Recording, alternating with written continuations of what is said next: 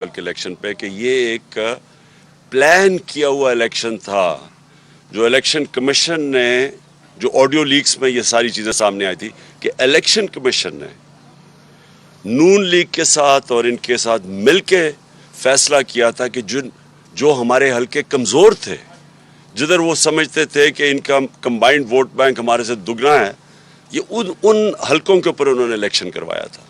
तो ये चुने थे, हालांकि हमने तो सारों ने रिज़ाइन किया हुआ है, तो असूलन तो सबको सारे हल्कों में इलेक्शन होना चाहिए था, लेकिन उन्होंने प्लान करके उन हल्कों पे करवाया जिन पे ये समझते थे कि हम सबसे कमज़ोर हैं, और फिर इन्होंने मिल के इलेक्शन लड़ा। ये ज़रूरी ये है कि पहले तो जो पिछला 2018 का इलेक्शन था तो इन पे तो हर पार्टी का कैंडिडेट था। इस बार इन्होंने जॉइंट कैंडिडेट खड़ा किया, और फिर जिस तरह ये इलेक्शन करवाया गया, यानी डेट्स चेंज होती गई, हम तैयारी करते थे, फिर वो डेट चेंज हो जाती थी, फिर पता चला पिछले संडे जी वो अब कराना नहीं चाहते कि जी पुलिस नहीं है। अच्छा, पहले फ्लड का कह दिया, हालांकि फ्लड आया ही नहीं था इन इलाकों में जिधर इलेक्शंस हो रहे हैं, और उसके बाद फिर ये कहा कि जी हमारे पास पुलिस नहीं है। तो खैर वो मोमेंटम जो बनाना था कि जो आप कैंपेन करते हैं वो बना भी नहीं। उसके बावजूद मैं इसलिए अपनी कौम का, अपने वोटर्स का, अपने सपोर्टर्स का, मैं उन सब का शुक्रिया अदा करता हूँ कि जिस तरह उन्होंने इस बाई इलेक्शंस के अंदर हिस्सा लिया और इनके कंबाइंड कैंडिडेट्स को शिकस्त दी। और जो एक इलेक्शन मेरा जो हारा है कराची का, हमारे पास सारी एविडेंस है, और पीपल्स पार्टी ने खुल के धांधली की वहाँ, जो पीपल्स पार्टी हमेशा सिंध में करती है। मैं ये भी बता दूं कि सिंध का जो इलेक्शन कमिश्नर है वो सिंध गवर्नमेंट के पेरोल पे था। इसके ऊपर हमने सुप्रीम जुडिशल काउंसिल में गए हुए हैं, और मुझे अफसोस से कहना पड़ता है कि इसका केस सुना नहीं जा रहा। ये हो ही नहीं सकता, ये गैर जानबदार कैसे होगा कि अगर वो सिंध गवर्नमेंट के पेरोल पे है। और हमें ये पता है कि चीफ इलेक्शन कमिश्नर, वो ऑडियो लीक्स में ये भी आ गया कि ये नून लीग का ख़ास आदमी है, ये जो सिकंदर सुल्तान है, और हमें कोई इनके ऊपर एतमाद नहीं है। और ये जिस तरह सिंध का लोकल गवर्नमेंट इलेक्शंस हुए, 15% कैंडिडेट्स खड़े ही नहीं हुए, उनको डरा धमका के पुलिस का इस्तेमाल FIRs करके नहीं किया। तो ये जो हुआ है, मैं अब डिमांड करता हूँ इलेक्शन कमिश्नर से कि आपने डस्का का इलेक्शन, क्योंकि वहाँ कोई 22 पोलिंग स्टेशंस के ऊपर RO ने कहा था कि ठीक नहीं हुआ, तो आपने सारा 400 पोलिंग स्टेशंस थे री इलेक्शन करवा दिया था। जो कराची में हुआ, इसके ऊपर री इलेक्शन करवाना चाहिए। अब मेरी दूसरी चीज़ जो इसके ऊपर मैं बात करना चाहता हूँ कि देखें, ये इलेक्शन नहीं था। मैं बार बार पहले भी कह रहा था कि ये इलेक्शन, ये रेफरेंडम है। रेफरेंडम क्यों है? क्योंकि वोटर्स को पता था कि हमने असेंबली में नहीं बैठना। इससे पहले एक KP में इलेक्शन हुआ था, कुरम में मेरे ख्याल में हुआ था, मलाकंड में नहीं, हंगू में हुआ था। हंगू में इलेक्शन हुआ, हमारे कैंडिडेट वफात पा गए। उधर भी वो कह के कैंडिडेट लड़ा था कि मैं असेंबली में नहीं बैठूंगा, और फिर वो जीता हमारा कैंडिडेट। फिर इस बारी हमने, सबको पता कि हमने इलेक्शन में नेशनल असेंबली में नहीं बैठना, तो पता था कि हम उनकी गलियां सड़कें वगैरह नहीं ठीक कर सकते। उसके बावजूद लोगों ने जिस तरह आके हमें वोट दिया है, इससे ये साबित क्या होता है कि कौम इस वक्त इलेक्शंस जा रही है। कौम इस असेंबली को नहीं मानती, कौम इस इम्पोर्टेड गवर्नमेंट को नहीं मानती।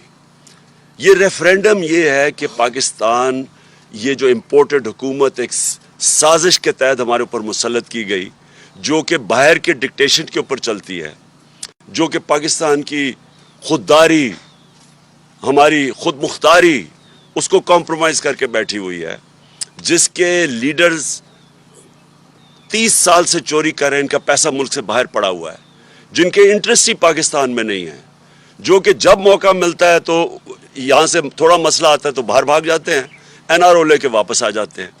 कौम ने इनको रिजेक्ट किया हुआ है, और ये बार बार सामने आ रहा है। हमारा जो पंजाब का बाई इलेक्शंस हुए 17 जुलाई को, उसमें भी ये रिजेक्ट हुए, اور اس کے علاوہ بھی جو کراچی میں بائی الیکشن اور اس کے بعد جو ملاکنڈ میں ہوا سب میں ریجیکٹ ہوا یہ. اور جو کل ورڈکٹ ہے, جو بھی اس ملک میں قوتیں ہیں جو اس ملک کا سوچ رہی ہیں, یہ لوگ تو ملک کا نہیں سوچ رہے, کیونکہ ان کے پاس ان کا تو سٹیک, میں ریپیٹ کرتا ہوں, جن لوگوں کے اربوں ڈالر ملک سے باہر پڑے ہوں ان کو کیا فرق پڑے گا کہ پاکستان نیچے جا رہا ہے, روپیہ نیچے جا رہا ہے, معیشت نیچے جا رہی ہے, مہنگائی بڑھ رہی ہے. ان کا تو ایشو ہی نہیں ہے. ایشو تو پاکستانیوں کا ہے جو کہ یہاں جن کا جینا مرنا ہے, اور ایشو ان اداروں کا ہے جن کا سٹیک پاکستان میں ہے. تو وہ کیا یہ دیکھ نہیں رہی کہ یہ کیا ہو رہا ہے ملک کے ساتھ, کہ یہ ایک لوگ آتے ہیں اربوں اربوں روپے کی ان کی چوریاں, ان کی کرپشن کیسز. میں 3.5 سال کہتا گیا کہ یہ میرے سے ایک ہی چیز مانگ رہے ہیں, NRO, اور میں نہیں دوں گا ان کو. میں 3.5 سال کہتا گیا. پہلا دن اسمبلی میں انہوں نے جب تقریر نہیں کرنے دی, میں نے کہا کہ یہ مجھے بلیک میل کر رہے ہیں NRO کے لیے. اور مجھے افسوس سے کہنا پڑتا ہے کہ ان کے پہلے جنرل مشرف نے اس ملک کو سب سے زیادہ نقصان پہنچایا ان کو NRO دے کے. 10 سال میں پاکستان, یا ان کے جو 10 سال تھے, 4 گنا زیادہ پاکستان کا قرضہ بڑھا, ملک کو بینکرپٹ چھوڑ کے چلے گئے اور باہر بھاگ گئے. اور پھر جب ملک اٹھ رہا تھا پھر ان کو اوپر مسلط کر دیے گئے اور پھر NRO دلوایا ان کو. اور ساری قوم تماشا دیکھ رہی ہے کہ یہ یہاں صرف چھوٹا چور پکڑا جاتا ہے, یہ بڑے بڑے ڈاکوؤں کے لیے کوئی اور قانون ہے, ان کو کوئی ہمارا انصاف کا نظام نہیں پکڑ سکتا, یہ جب مشکل پڑے گی باہر بھاگ جائیں گے. اور ایسے باہر بیٹھے ہوئے ہیں بڑے بڑے محلات میں, جس طرح کہ ان کی پتہ نہیں کوئی باہر کون سی بزنسز تھی, سارا پیسہ چوری کر کے باہر لے کے گئے. تو قوم نے ریفرینڈم دے دیا ہے, قوم نے واضح بتا دیا ہے, ان لوگوں کو ریجیکٹ کر چکی ہے قوم. تو لہٰذا میں یہ آج سارے پاکستان کے اداروں کو کہنا چاہتا ہوں کہ جتنی دیر آپ ان کو بیٹھنے دیں گے, جتنی دیر یہ ہمارے اوپر مسلط رہیں گے, ہمارا ملک نیچے جا رہا ہے. ہمیں کہا جی عمران خان نے آئسولیٹ کر دیا پاکستان کو, عمران خان کی فورن پالیسی اتنی بری تھی کہ اب ہم آئسولیٹ ہو گئے ہیں. میں جب امریکہ گیا تھا, جس طرح ڈونلڈ ٹرمپ نے ہمارا استقبال کیا, جس طرح مجھے اس نے رسپیکٹ دی اور میری ڈیلیگیشن کی, سب سے پوچھ لیں. جنرل باجوہ گئے تھے تب, ان سے پوچھیں, کسی سے پوچھیں کہ کبھی کسی پاکستان کے پرائم منسٹر کو اس طرح کی عزت دی ہے. اور جب ٹرمپ نے اس سے, میرے جانے سے پہلے جب اس نے پاکستان کی تنقید کی کہ جی اس افغانستان میں ہمارا ڈبل رول تھا, میری ٹویٹ ابھی بھی پڑھ لیں کہ میں نے اس کو کیا جواب دیا. تو اس کو پتا تھا, یعنی اس کو سخت جواب بھی دیا, اس کے باوجود وہ عزت ان کے لوگوں کی کرتے ہیں جو اپنے ملک کی مفادات کی حفاظت کرتے ہیں, نیشنلسٹ ہوتے ہیں, جو اپنی ذات کے لیے نہیں. یہ تو ان کو سب کو پتہ ہے کہ ان کے پیسے باہر چوری کے پڑے ہوئے ہیں, تو ان کی تو کوئی عزت ہی نہیں کرتا. اور جو بائیڈن کے ریمارکس ہیں, مجھے یہ بتائیں کہ انہوں نے پتہ نہیں کروڑوں روپیہ ہمارا ڈالرز میں خرچ کیا, جا کے بڑے بڑے ہوٹلوں میں ٹھہر کے, وہاں جا کے ٹی وی شو کے اوپر منتیں کر رہے ہیں شہباز شریف جی ہمیں پیسے دے دو, ہمیں ضرورت ہے, ہم پیسے اپنے قرضے نہیں واپس کر سکتے. بلاول بھٹو چاروں طرف پھر رہا ہے, وہ کبھی پاکستان کبھی آتا نہیں, سندھ کا برا حال ہے, وہ ساری دنیا کے چکر لگا رہا ہے. تو کیا فائدہ ہوا اس ڈپلومیسی کا کہ جب اس نے پہلے تو ہمیں, یعنی جو ملک ان کو مخالف سمجھتے ہیں, چائنا اور رشیا, اس کے ساتھ پاکستان کو بریکٹ کر دیا. کدھر گئی آپ کی ڈپلومیسی؟ اور پھر جو خطرناک بات اس نے کی ہے, اس نے یہ کہا کہ پاکستان دنیا کی خطرناک جگہ ہے, اور اس کے ساتھ نیوکلیر پروگرام کی بات کر دی. اب یہ ایک پرانا پاکستان کے خلاف پروپیگنڈا چل رہا ہے. یہ 1980 کی دہائی میں یہ اسلامک بوم کا پروپیگنڈا چلتا تھا مغربی اخباروں میں. مجھے یاد ہے کہ یہ پوری ایک میں جو میں نے 5 مہینے پہلے کہا تھا کہ جب وہ ہمارے سے جو قیمت مانگیں گے ہمیں بیل آؤٹ کرنے کے لیے, وہ صرف ایک چیز رہ جائے گی پاکستان کے پاس کہ ہم ان کو وہ قیمت ادا کریں, اور وہ قیمت ادا کر دی. آج یوکرین کا حال دیکھ لیں. آج یوکرین کہہ رہے ہیں, یوکرین کے لوگ کہہ رہے ہیں کہ اگر ہمارا نیوکلیر پروگرام نہ لیتے تو آج ہمارے اوپر حملہ نہ ہوتا. تو یہ ہمارے نیشنل سیکیورٹی کا ایشو ہے. اور اسی لیے میں ابھی آؤں گا بعد میں کیوں مارچ کرنا چاہتا ہوں, میں کیوں اتنی دیر ڈیلے بھی کرتا گیا, کہ شاید یہاں عقل آ جائے کسی کو کہ ان کے ہاتھوں اگر ملک رہا تو یہ ان کو کوئی فرق, پھر سے ان کو کوئی فرق نہیں پڑنے لگا. ان کے ایسٹس باہر پڑے ہوئے ہیں, ان کے سارا ٹبر باہر بیٹھے ہوئے ہیں, فرق اس قوم کو پڑے گا. لیکن اس سے پہلے میں ایک بات کرنا چاہتا ہوں. آج ہماری میٹنگ ہوئی, ہماری سینٹرل لیڈرشپ کی, جو سینئر لیڈرشپ ہے, اور ہم ساروں کو جو اعظم سواتی سے کیا گیا ہے, اس سے پہلے شہباز گل سے کیا گیا, اس کے اوپر میں نے شور, میرے اوپر خیر کنٹیمپٹ کیس بھی لگا, دہشت گردی کا کیس میرے اوپر ہو گیا, اور تب بھی میرا مسئلہ تو کسٹوڈیل ٹارچر کا تھا کہ ایک آدمی کو آپ کس قانون کے تحت آپ اس کو پکڑ کے, یا جو غلطی کی ہو, عدالت میں قانون بنے ہوئے ہیں, آپ جا کے ان کے اوپر ایکشن لیں, کس قانون کے تحت پکڑ کے اس کو مارا, ٹارچر کیا, ننگا کیا. وہ ایک اور جمیل فاروقی, وہ بھی وہ جرنلسٹ ہیں, وہ کہتے ہیں میرے سے یہ کیا گیا.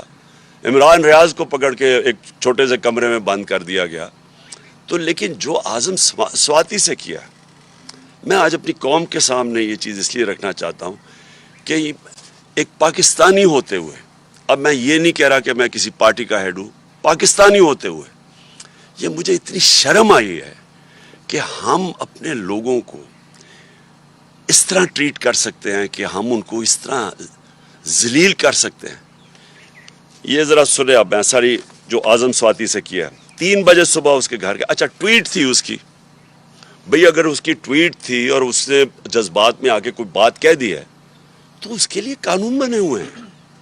یہ کیا لکھا ہوا ہے کہ یہ ہونا چاہیے تھا کہ 3 بجے اس کے گھر اس کے لوگ آئے, یہ ایف آئی اے کے, اس کے بچوں کے, اس کے پوتے اور پوتی کے سامنے, 4 سال کی اور 8 سال کی, ان کے سامنے اس کو مارنا شروع کیا. ایک 75 سال کے آدمی کو اس کو مارا, نوکروں کے سامنے, گھر میں چیزیں توڑی, اور اس کے بعد اس کو پولیس اسٹیشن لے کے گئے. پولیس اسٹیشن سے ایجنسیز کے ہاتھ میں پکڑا دیا.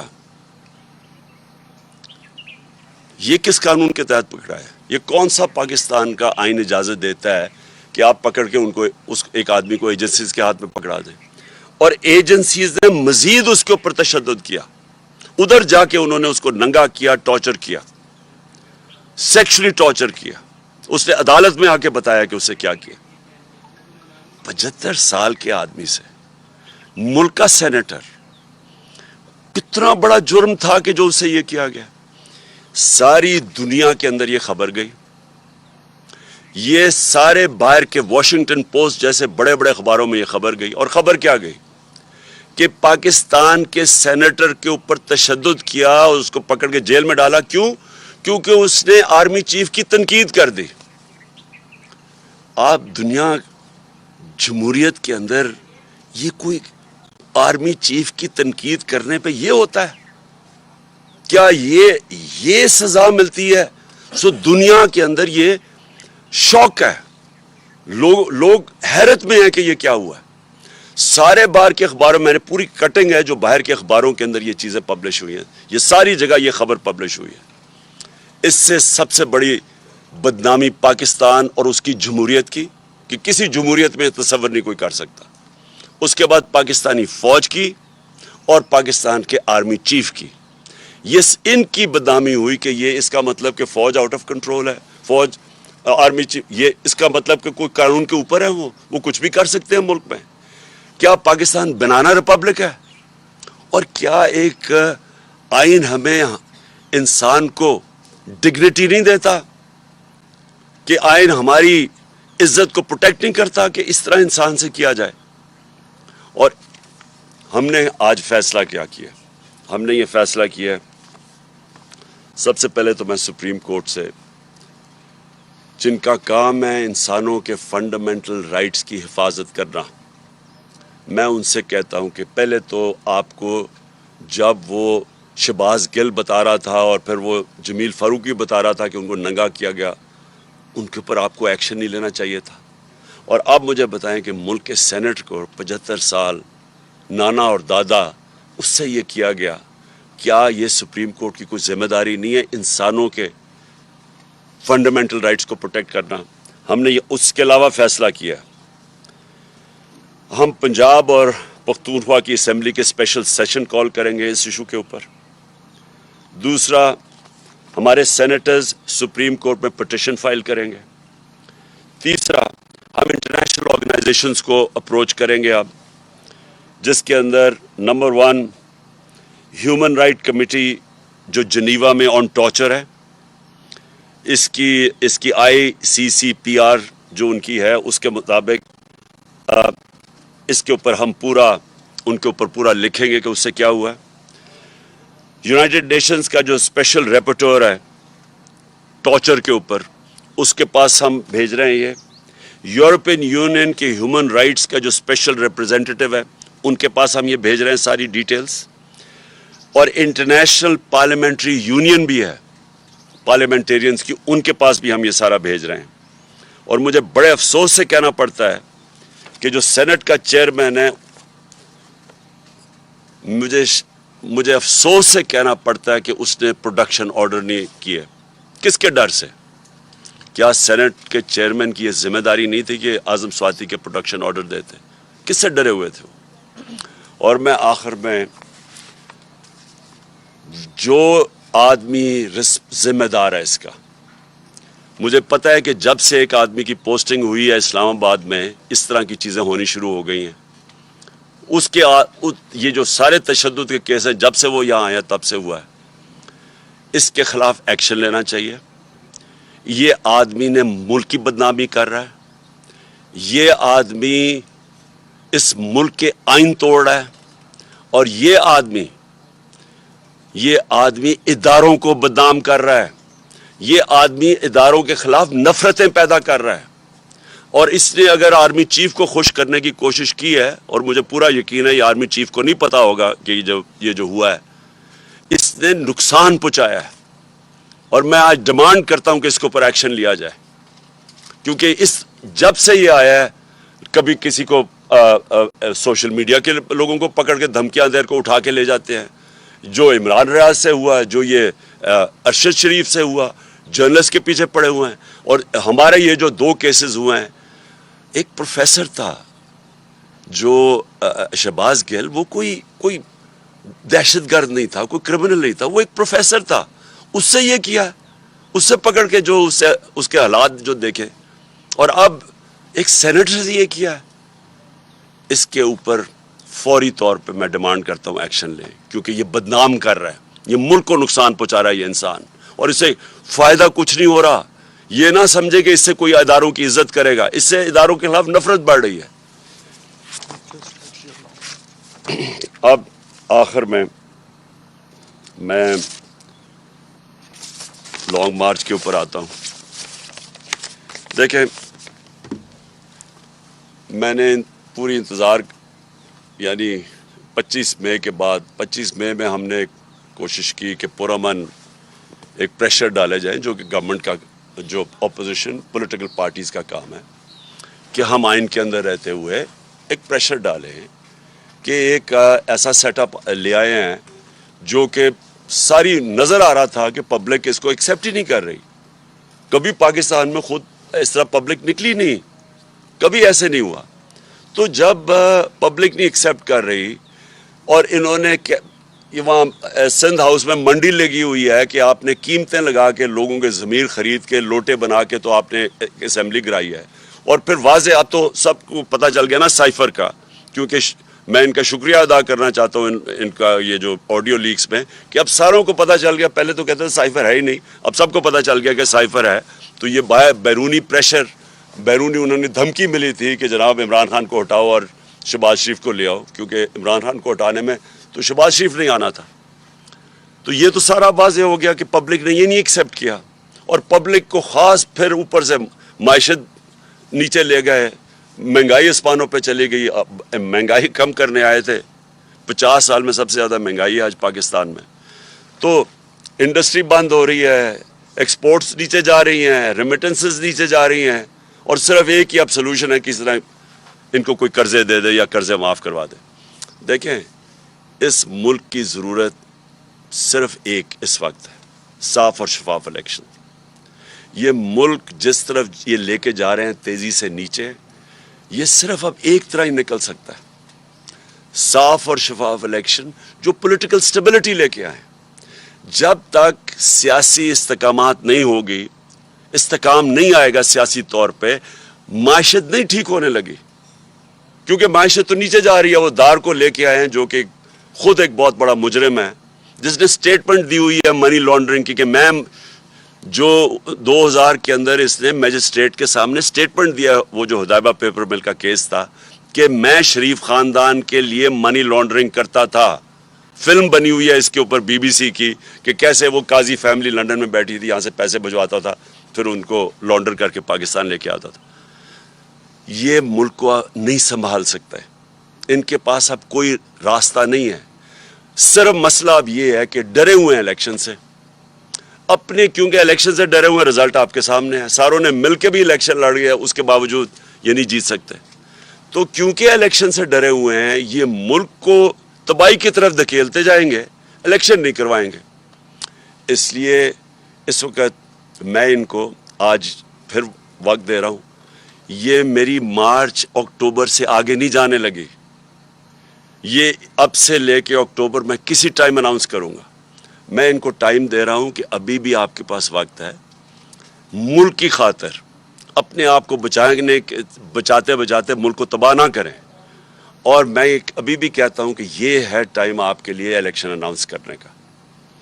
اگر آپ نہیں کریں گے, یہ میں مارچ کروں گا, اور مارچ کی میری تقریباً تیاری مکمل ہے. اور میں آج اپنی قوم کے سامنے انشاءاللہ ایمان تو اللہ پہ ہے میرا, کامیابی تو وہ دیتا ہے, پاکستان کی تاریخ میں اس طرح پبلک نہیں نکلے گی جو اس مارچ پہ نکلے گی. میں ٹائم دے رہا ہوں, آپ کے پاس ہے, چند دن ہیں, اور اس کے بعد میں یہ اناؤنس کر دوں گا. ایک دفعہ مارچ ہو گئی اور ایک دفعہ پبلک جب سڑکوں پہ نکلاتی ہے, یہ یاد رکھیں کہ اب تک ہماری ساری 6 مہینے کی سٹرگل آپ دیکھ لیں, آئین کے بیچ میں رہ کے کیے. ہم نے جلسے کیے ہیں, پبلک دکھا دیا کہ پبلک کدھر کھڑی ہے. جلسوں میں کبھی اتنے بڑے جلسے نہیں ہوئے. ہم نے یہ بھی دکھا دیا کہ جب الیکشن آیا 17 جولائی کا, تب بھی کہ پبلک کدھر کھڑی ہے. اب پھر الیکشن میں, بائی الیکشن جو بھی بیچ میں, سب کو پتہ پبلک کدھر کھڑی ہے. اور یہ مارچ میں پتہ چل جائے گا کہ پبلک کدھر کھڑی ہے. ایک چیز آخری میں میری بات, کہ دیکھیں سری لنکا میں کیا ہوا. سری لنکا میں پبلک جب خود آ جاتی ہے سڑکوں کے اوپر, اور وہ صرف 2.5 کروڑ لوگوں کا ملک ہے, یہاں ہے 22 کروڑ لوگوں کا ملک, اور یہاں ایک دفعہ پبلک سڑکوں پہ آ گئی, یہاں کوئی کسی کے پاس طریقہ نہیں ہے کہ اس کے بعد کیوس کو کون روکے گا. اور ابھی تک سڑکوں پہ کیوں نہیں آئی؟ جو انہوں نے خاص طور پہ یہ جو 5 مہینے میں انہوں نے جو مہنگائی کی ہے 50 سال میں سب سے زیادہ, جو بجلی کے بل, ساری چیزیں جو مہنگی ہوئی ہیں, اور انڈسٹری بند ہو رہی, اس لیے سڑکوں پہ نہیں آئی. کیونکہ ایک پولیٹیکل پارٹی ان کو منظم طریقے سے احتجاج میں لے کے جاتی ہے اور واپس لے آتی ہے. لیکن ایک دفعہ جب ہم مارچ اناؤنس کر دیں گے اور اس وقت پبلک سڑکوں پہ اوپر آ جائے گی, تو یہ پھر یہ یاد رکھنا کہ وہ اور جس طرح کی پبلک نکلے گی, وہ پھر اس کا کوئی گارنٹی نہیں کر سکتا کہ جب اتنی پبلک اور جتنی تعداد میں انشاءاللہ پبلک نکلے گی تو اس کا پھر کیا نتیجہ آئے گا.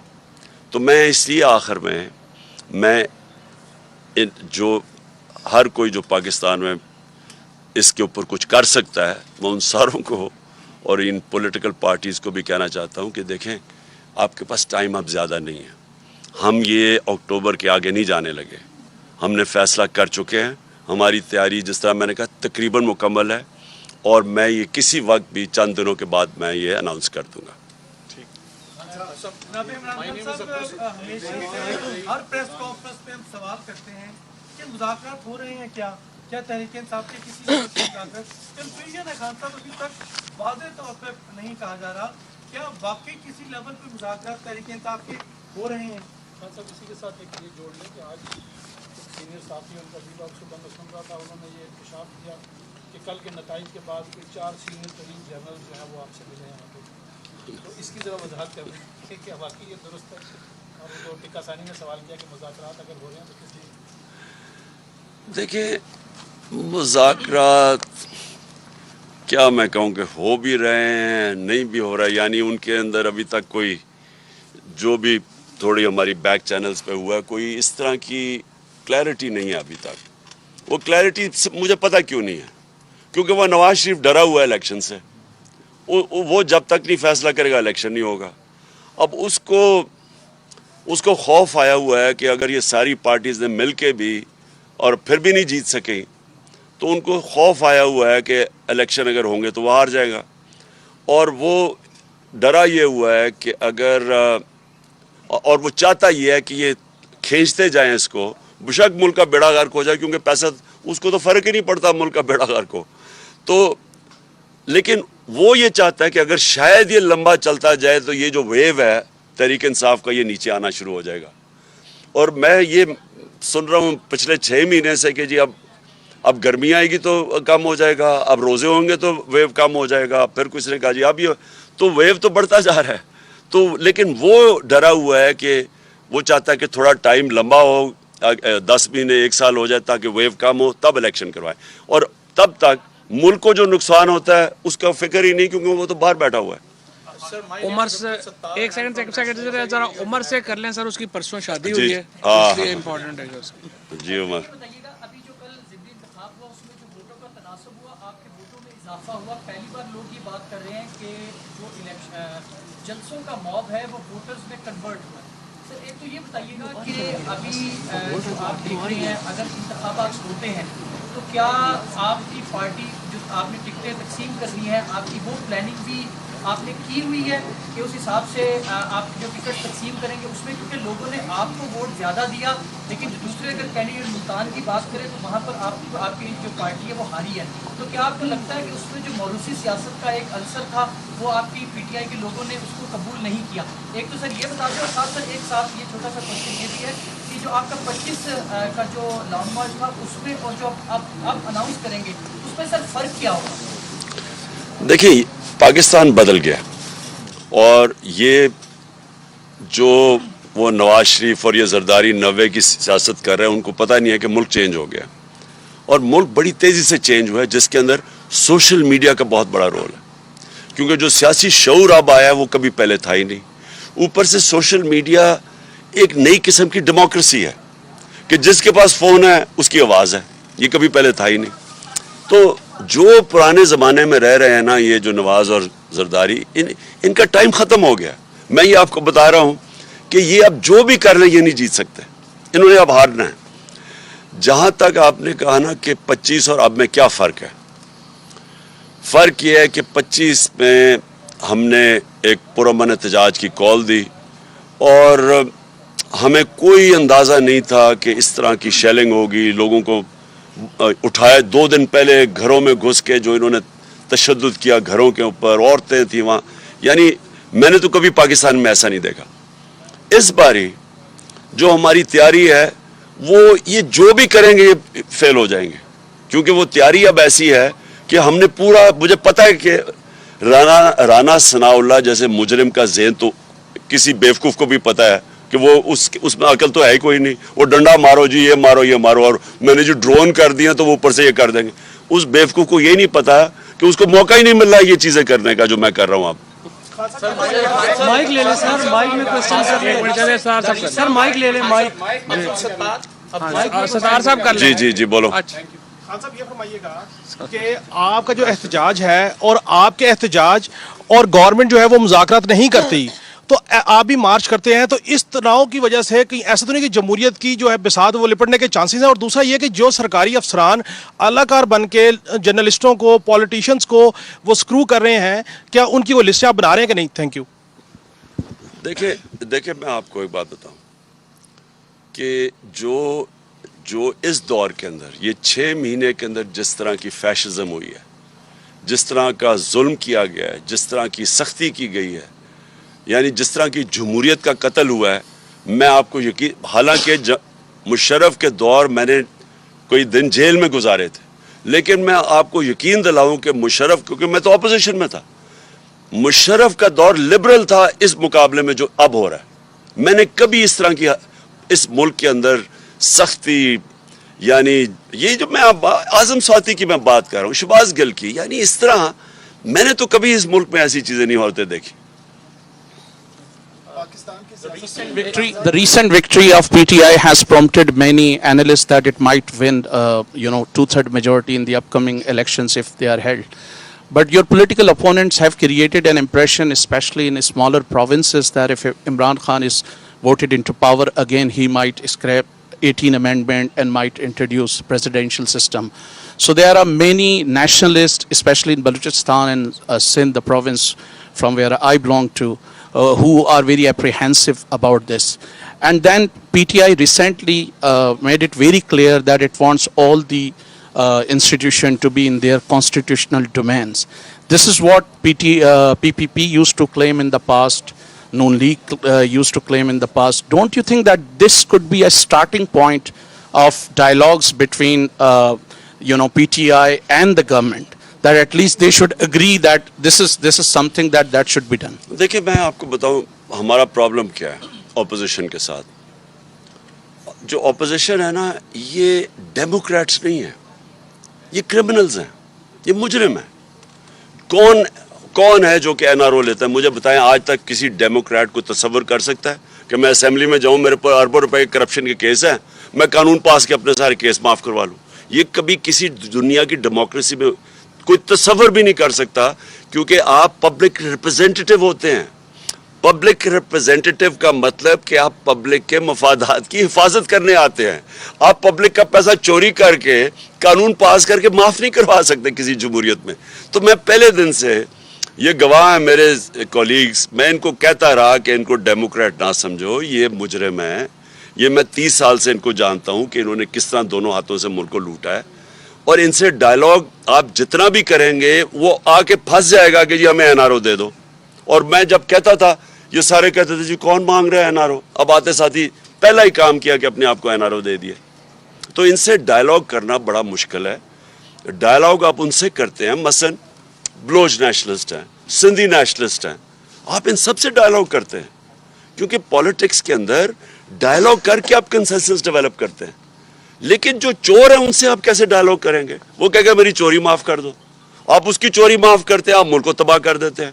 मुल्क के अंदर मैं अपने नबी सल्लल्लाहु अलैहि वसल्लम की इसलिए मिसाल देता हूं कि वो सबसे अजीम लीडर थे। उन्होंने फतह मक्का के बाद सबको माफ कर दिया, यानी जिन्होंने जुल्म किया, तशद्दुद किया, सब कुछ किया, उनको माफ कर दिया। लेकिन जब उन्होंने कहा एक कुरैश की लड़की ने चोरी किया, माफ कर दो, उन्होंने कहा मेरी बेटी भी चोरी करेगा तो मैं नहीं माफ करूंगा। चोरी को जब आप माफ करते हैं, मास्टर तबाह कर देते हैं।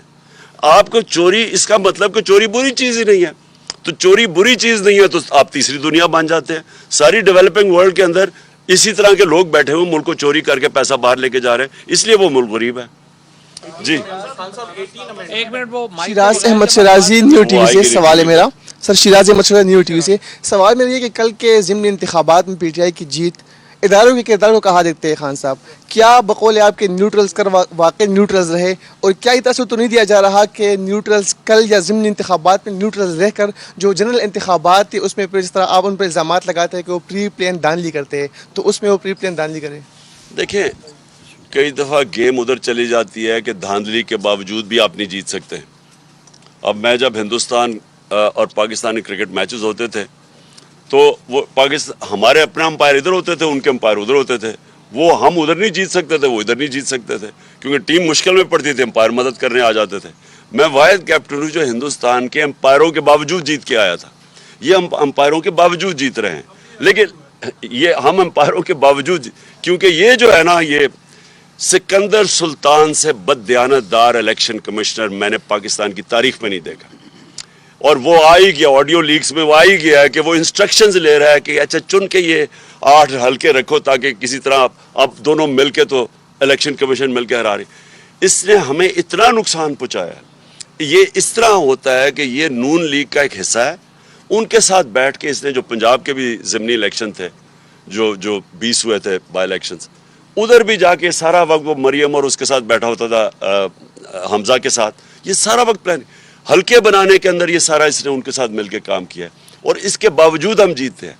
لیکن الیکشن کمیشن دیکھیں اس نے سب سے بڑا ظلم کیا کہ اس نے ای وی ایم مشینز نہیں آنے دی. اگر ای وی ایم مشین ہوتا یہ کراچی کا الیکشن کے اندر مسئلے ہی نہ آتے. وہ اب گھسے ہوئے ہیں پولیس والے اندر اور وہ سٹیمپس لگا رہے ہیں. ای وی ایم مشین ہوتا تو آپ کر ہی نہیں سکتے دھاندلی. اور ہم کہتے رہے گورنمنٹ میں بیٹھے کہ ای وی ایم مشینز لے کے آؤ. یہ الیکشن کمیشنر ملا ہوا تھا نون لیگ اور ان کے ساتھ اور ہینڈلرز کے ساتھ, اور یہ آنے نہیں دے رہے تھے مشین, کیونکہ یہ دھاندلی کرنا چاہتے ہیں. صدیق جان اس وقت جو ہم چیزیں دیکھتے ہیں کہ نیب ختم ہو گیا, مریم نواز بری ہو گئی, شباشی بری ہو گئے, حمزہ بری ہو گئے, ای وی ایم ختم ہو گیا, اوورسیز پاکستانیوں کے ووٹ ختم ہو گئے, یعنی جتنی چیزیں اس حکومت نے آ کے کرنی تھیں وہ ساری چیزیں ختم ہو گئی ہیں سوائے ایک چیز کے, وہ ہے میاں نواز شریف کی واپسی. اس وقت جو نظر آتا ہے وہ یہ آتا ہے کہ 2 وجوہات سے الیکشن نون لیگ نہیں جانا چاہتی. ایک نون لیگ اس لیے نہیں جانا چاہتی کہ وہ کہتے ہیں لیول پلینگ فیلڈ, اور اس کا مطلب ہے نواز شریف کی واپسی. اس پہ آپ کیا کہتے ہیں؟ اور ساتھ ہی جو یہ بہت خطرناک ایک تاثر بن گیا ہے کہ عمران خان کی کامیابی فوج کی بطور ادارہ شکست تصور ہوگی. تو اس تاثر کو آپ کیسے زائل کریں گے جس وجہ سے شاید ادارے بھی الیکشن کو ڈیلے کر رہے ہیں اور الیکشن کی طرف وہ نہیں جانا چاہتے؟ دیکھیں پہلے تو اب میں یہاں ذرا 2 ذہن میں ہوں. نواز شریف کو الیکشن صرف تب لڑ سکتا ہے کہ اس کی چوری معاف کر دی جائے. اب جب آپ نے اس کی چوری معاف کر دی, کیونکہ چوری تو سامنے ہے, 4 بڑے بڑے لندن کے فلیٹ ہیں اس کے اربوں روپے کے, بتا نہیں سکتا پیسہ کدھر سے ہے, بیٹی کے نام پہ فلیٹ لیے ہوئے ہیں. اس سے بڑا کیا, یعنی ثبوت کیا چاہیے آپ کو؟ وہ تسلیم کر رہا ہے کہ ہاں یہ ہمارے فلیٹ ہے, اور وہ تسلیم بھی تب کیا جب پیناما کے اندر انکشاف ہوا. اس سے پہلے نہیں مانتے تھے, اس سے پہلے تو کہتے تھے لندن تو چھوڑو, پاکستان میں بھی کوئی پراپرٹی نہیں ہے. تو جب پکڑے گئے اس کے بعد انہوں نے تسلیم کیا. ابھی تک نہیں بتا سکے کہ وہ پیسہ کدھر سے آیا. اب آپ اس آدمی کو چلیں, ایک مجرم کو آپ کہتے ہیں کہ الیکشن لڑنے دو. میرا تو پورا دل ہے, کیوں دیکھیں میں تو ایک سپورٹس مین رہ چکا ہوں, میں تو کمزور ٹیموں سے کھیلتا ہی میرا دل ہی نہیں کرتا تھا. میں شاید واحد کیپٹن تھا جب کمزور ٹیم آتی میں کسی اور کو کھلاؤ. تو میں تو چاہتا ہوں کہ وہ آئے اور اس کے ساتھ میرا مقابلہ ہو, لیکن ساتھ ساتھ یہ سوچ لیں کہ پھر ہم نے مجرموں کو, یعنی جرم میں کوئی بری چیز ہی نہیں ہے, کوئی بھی آ کے الیکشن لڑ لے. ویسے جو این آر او مل گیا اب مجھے لگتا ہے وہ ویسے بری ہو جائے گا, تو چلو اچھا آئے مقابلہ کرے. لیکن وہ اتنا ڈرپوک آدمی ہے, وہ تب تک نہیں میچ کھیلتا تھا جب تک اس کا اپنا امپائر کھڑا نہ ہو. جمخانہ کلب کے اندر آج بھی کسی سے پوچھ لیں, بڑے لوگ ہیں یا ابھی جو کھیلتے تھے ہمارے ساتھ, یہ سلمان لوگی سے پوچھ لیں, جو وہ پہلے اپنا امپائر لے کے آتا تھا دونوں طرف, پھر کھڑا ہو کے بیٹنگ کرتا تھا. بلکہ وہ 1-2 صحافیوں نے بھی یہ اس کے اوپر لکھا ہوا ہے. تو وہ کبھی کھیل ہی نہیں سکتا میچ صحیح طرح نیوٹرل امپائر سے. اداروں کی شکست, دیکھیں اداروں کی آپ نے کہا, دیکھیں کون چاہتا ہے کہ اپنے ملک کے اداروں کے ساتھ آپ کا مقابلہ ہو؟ یعنی وہ تو اپنا ہی نقصان کرنا ہے نا, ملک کا نقصان ہے. ملک کی سب سے بڑی پارٹی کا کسی بھی ادارے کے ساتھ اگر کلیش ہوتا ہے, عدلیہ ہو, فوج ہو, نقصان تو ملک کا ہے. اور ہم نے پوری کوشش کی ہے, حالانکہ کئی جگہ ہمیں کارنر بھی کیا گیا ہے, میں یہ کہوں گا کہ ہمیں دیوار کے ساتھ بھی لگایا گیا ہے, لیکن اس کے باوجود میں نے پوری کوشش کی ہے کہ ہم کوئی ایسی چیز نہ کریں کہ ہمارے اداروں کو نقصان پہنچے. رانا ثناء اللہ صاحب روز کہتے ہیں جی کہ فورس کا یوز کریں گے اگر آپ اسلام آباد آئے, اور آپ کہہ رہے ہیں کہ جی میں اسلام آباد آؤں گا. تو اگر لا اینڈ آرڈر کی سچویشن پیدا ہوئی اور یہاں پہ چیزیں پوائنٹ آف نو ریٹرن پہ گئیں اور کسی تھرڈ فورس کو انٹروین کرنا پڑا, تو اس کا ذمہ دار کون ہوگا؟ اس کا ذمہ دار یہ ہوں گے, یہ اگر پہلے تو جو بھی ہوگا ذمہ دار تو یہ ہوں گے چور, جو صرف آئے ہیں اپنی چوری اپنی این آر او لینے کے لیے. ان کا تو اور کوئی مقصد اگر ہے تو مجھے بتا دیں. اور دوسری چیز دیکھیں, وہ ٹائم ہمارا کب ہم نے کوئی, مجھے بتائے نا, میں 26 سال سے پالیٹکس کر رہا ہوں, کب ہم نے کوئی چیز آئین کے باہر کی ہے؟ میں اب سارے لوگوں سے حلف لیتا ہوں ہر جگہ کہ انہوں نے پوری طرح ہمارے ساتھ کھڑے ہونا ہے آزادی, حقیقی آزادی کے لیے, لیکن ساتھ کہتا ہوں کہ آئین کے دائرے کے اندر رہیں گے, آئین کی پاسداری کریں گے, کیونکہ میں ڈیموکریٹ ہوں. یہ وہ لوگ ہیں 3 دفعہ انہوں نے لانگ مارچز کی, فضل الرحمان آئے, یہ سارے کنٹینر پہ کٹھے کھڑے تھے.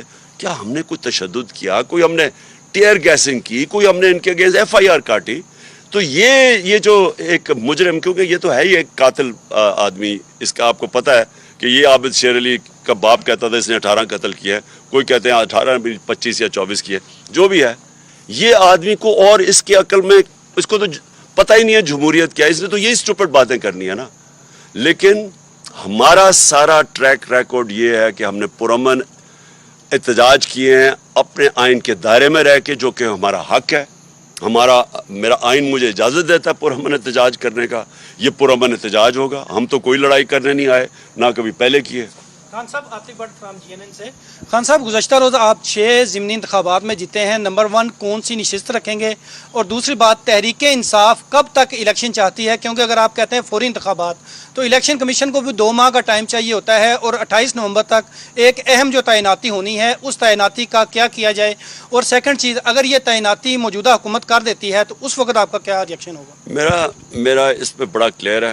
पहले तो इलेक्शन कमीशन का आइन ऑर्डर करता है उसको कि 90 दिन में इलेक्शन करवाना है। अगर वो नहीं करवाता तो इलेक्शन कमीशन को उठा के बाहर फेंके, क्योंकि उसने आइन की खिलाफ वर्जी की है।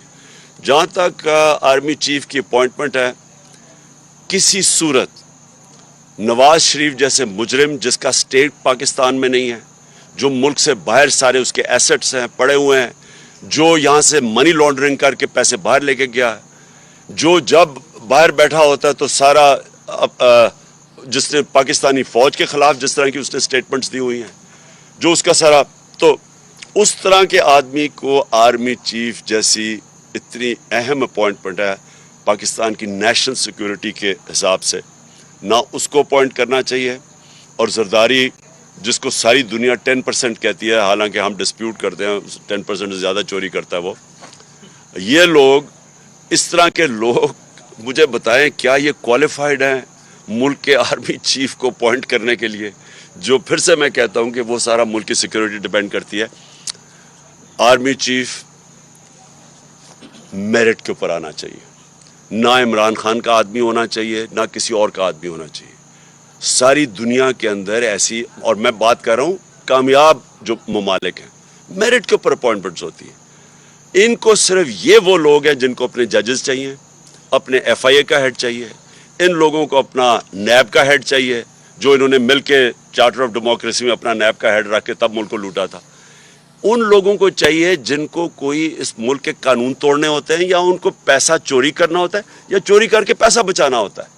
उन लोगों को, इदारों को कंट्रोल करने के लिए अपने लोग चाहिए होते हैं। मुझे बताया, मैंने 3.5 साल में मुझे एक बताएं कि जो मैंने मेरिट के बगैर कोई भर्ती की हो। मुझे क्या फ़र्क पड़ता है कौन आर्मी चीफ है जब तक वो मेरिट में है? मुझे क्या फ़र्क पड़ता है? हम चाहते हैं पाकिस्तान की बेस्ट जुडिशरी और क्वालिटी के हमारे जजेस हो, क्योंकि पाकिस्तान की गवर्नेंस ऊपर जाएगी। हम FIA के, मैंने पूरी कोशिश की, दयानतदार आदमी FIA का हेड बनाया, नैब हमारे हाथ में ही नहीं थी। आप IGs देख लें, ये शहबाज शरीफ IG लेके आए जिसको सेफ सिटी प्रोजेक्ट लाहौर के अंदर करप्शन में इसके ऊपर आया हुआ है, उसको बना दिया इसने इस्लामाबाद का IG, क्योंकि करप्ट लोग कंट्रोल हो सकते हैं। मैंने किसी को नहीं, मैं जानता था, तफ्तीश करते थे कि जो सबसे मेरिट के ऊपर था तो उनको हम बनाते थे। Okay ji, thank you. वो अभी बाद में देखेंगे।